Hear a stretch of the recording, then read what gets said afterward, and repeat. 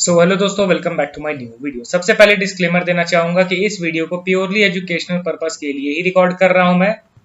कोई भी बाई या सेल का रिकमेंडेशन इस वीडियो के माध्यम से मैं आप लोगों को नहीं दे रहा हूं। अब देखिए दोस्तों, कब स्टॉक बुलिश सेंटीमेंट से बियरिश हो जाता है ये पता भी नहीं चलता है। इसीलिए हमेशा से एक पॉइंट नोट करके चलिए कि जब कोई स्टॉक अपने क्रिटिकल लेवल्स यानी इंपॉर्टेंट लेवल्स के पास ट्रेड कर रहा हो, हमेशा वहां पे न्यूट्रल माइंडसेट रखने की कोशिश कीजिए, ठीक है। क्योंकि मेजर लेवल्स पे सपोज कीजिए कि कोई स्टॉक है अपने ऑल टाइम हाई के आसपास, बट वो मेजर रेजिस्टेंस लेवल पे ट्रेड कर रहा है। कब वहां से एग्रेसिव सेलिंग स्टार्ट हो जाएगा एंड कब वो ऑल टाइम हाई के रेजिस्टेंस लेवल से गिरता गिरता सपोर्ट पे आ जाएगा, ये आप पता भी नहीं लगा पाओगे। आपको पता भी नहीं चलेगा कब इंस्टेंटली इस तरीके के बड़े बड़े करेक्शंस देखने को मिल जाएंगे। तो इसीलिए जब कोई स्टॉक अपने मेजर सपोर्ट पे ट्रेड कर रहा हो या फिर मेजर रेजिस्टेंस पे ट्रेड कर रहा हो, हमेशा हम लोग को न्यूट्रल रहने की जरूरत है, ठीक है। क्योंकि रेजिस्टेंस से कब बड़ा करेक्शन आ जाए, सपोर्ट से कब स्ट्रॉन्ग बाइंग आ जाए, ये कोई नहीं जानता है, ठीक है। यहाँ पे सिर्फ और सिर्फ आपको करना क्या रहता है, प्राइस को ऑब्जर्व करने की जरूरत रहती है। जो मूवमेंट्स हो रहे होते हैं ना इन इंपॉर्टेंट लेवल्स पे, उन मूवमेंट्स में हम लोग को ऑब्जर्वेशन की जरूरत रहती है, ठीक है। तो चलिए डिटेल वे में 3 स्टॉक्स के बारे में मैं बात करने वाला हूँ। पहला स्टॉक हमारे लिस्ट में आपके सामने है बॉम्बे स्टॉक एक्सचेंज लिमिटेड। आज के दिन 3.4% का करेक्शन हुआ है, 2684 के लेवल पे ट्रेड कर रहा है। एंड ऐसा नहीं है कि इस स्टॉक को मैं आज कवर कर रहा हूं, मैं कंटिन्यूअसली पिछले कुछ दिनों से यही आप लोगों को बता रहा हूं कि स्टॉक अपने मेजर रेजिस्टेंस पे कंसोलिडेट कर रहा है। यहाँ पे थोड़ा सतर्कता हम लोग को बरतना होगा। अब यहाँ पे इसके चार्ट को अगर मैं दिखाऊंगा तो आप और अच्छी तरीके से समझ पाओगे। यहाँ पे मैंने इसके चार्ट को ओपन कर लिया। अब यहाँ पे आप ध्यान से देखिए, ठीक है। ये इंपॉर्टेंट रेजिस्टेंस लेवल है हम लोग का 3000 लेवल के अप्रॉक्स में, ठीक है। इस लेवल से कितने बार करेक्शन हुआ है, first time, second time and ये थर्ड टाइम, 3 बार करेक्शन हो चुका है। एंड अगर आप चार्ट पैटर्न की बात करोगे तो आपको तो पता ही कि हर अप्स एंड डाउन्स के चलते एक पर्टिकुलर चार्ट पैटर्न का क्रिएशन हो जाता है एंड उस चार्ट पैटर्न के पीछे कुछ प्रॉपर लॉजिक एंड एक्सप्लेनेशंस भी होते हैं। अब यहाँ पे आप ध्यान से देखोगे तो इस रेजिस्टेंस लेवल से स्टॉक में फर्स्ट टाइम गिरा, ये नीचे गिरा, सेकेंड टाइम जब गिरा एंड थर्ड टाइम गिरा, तो इस अप्स एंड डाउन में यहाँ पे एक cup with handle chart pattern बन गया, ठीक है। अब ये cup with handle chart pattern obviously bullish तो है, बट ये जो पैटर्न है वो एक्टिवेट होने की भी तो जरूरत है ना।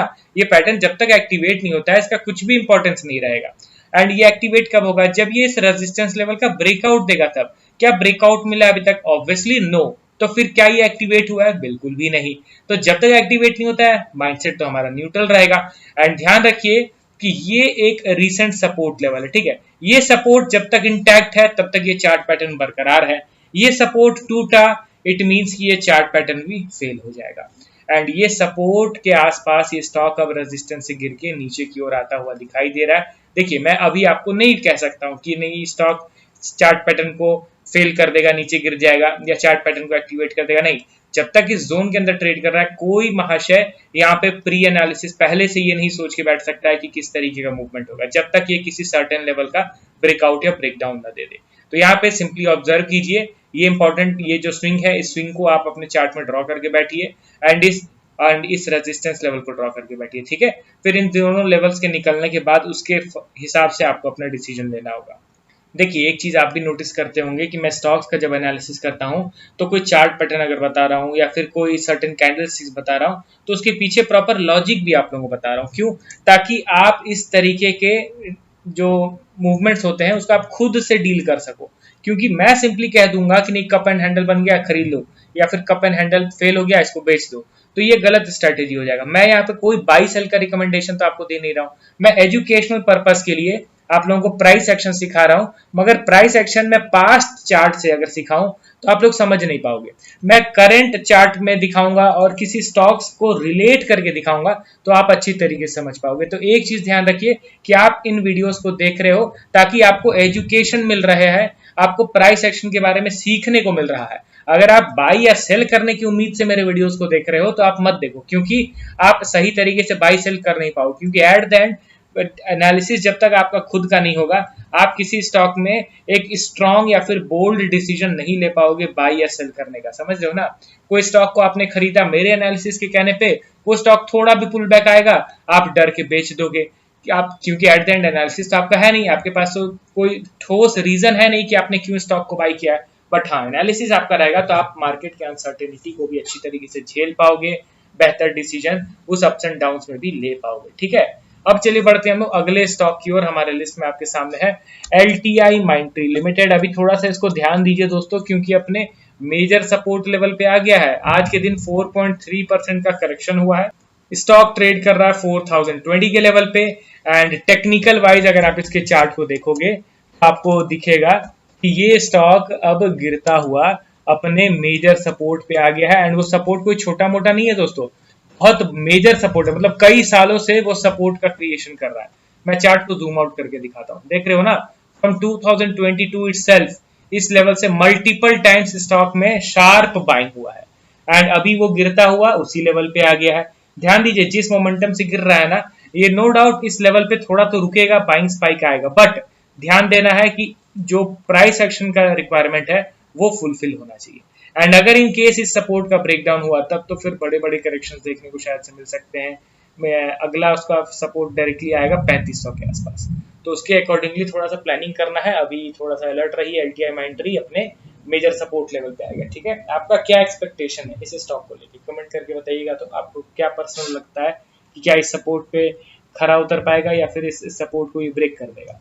अब चलिए बढ़ते हैं अगले और लास्ट स्टॉक की ओर। हमारे लिस्ट में आपके सामने है पॉलीकैब इंडिया लिमिटेड। कुछ दिन पहले तो बुलिश था, अभी देखोगे तो लगातार नीचे गिर रहा है। आज 3% के करेक्शन के साथ 6841 के लेवल पे आ चुका है।